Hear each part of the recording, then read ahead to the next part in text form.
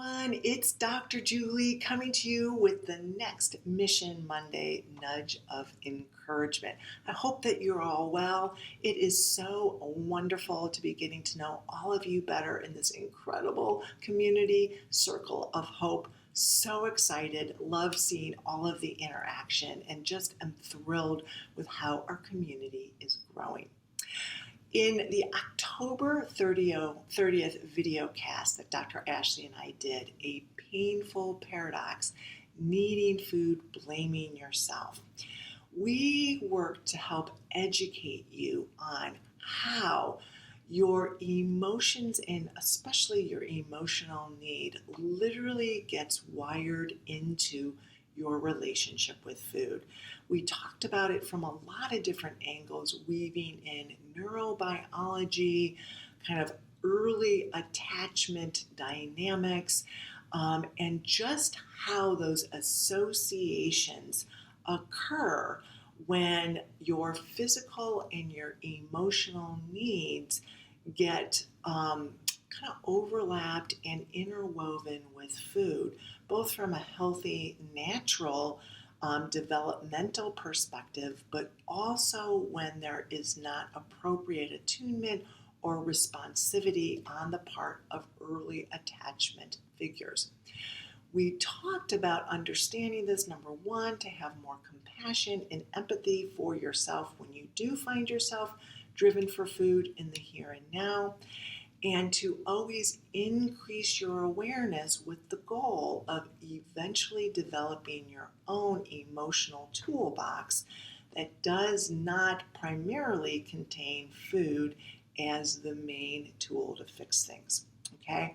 So my goal today is to start helping to increase your awareness of what would be the best emotional tools in your personalized toolbox, right? We all want to be able to learn more emotional tools, but I really believe that the more we can increase awareness and our level of insight into how personally our emotions got woven into our relationship with food, the better equipped we're going to be to put together an emotional toolbox that's going to be specific to our psyche and our own emotional needs. So I'm going to give you two related Mission Monday tasks. The first is I want you to just ask yourself the question, what are my early associations with food as it relates to my family culture? Okay, so just kind of sit back and think of, what did food mean or represent in my family culture? Okay, help you out a little bit. I'll share a little piece from my own history. I always kind of bring myself through these exercises before I offer them to you to make sure that they're going to fit. When I asked myself that question this morning, what came up for me was several words that had a lot of emotional charge. Number one was nurturing. Number two was culture. Also family and gatherings / celebration. Okay. Very quickly, I'll let you know, I had grandparents that were definitely the nurturing matriarch and patriarch of my family.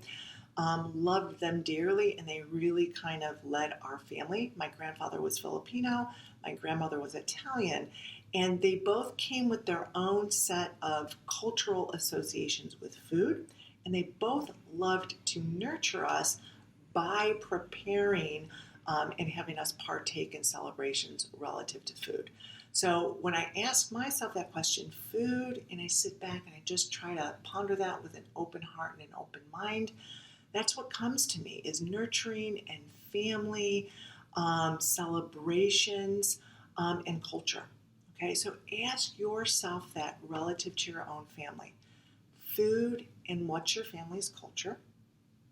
Okay, and the second part of that question is, when you think about food, what was the first experience that you had that is an emotionally charged experience around emotional need and food.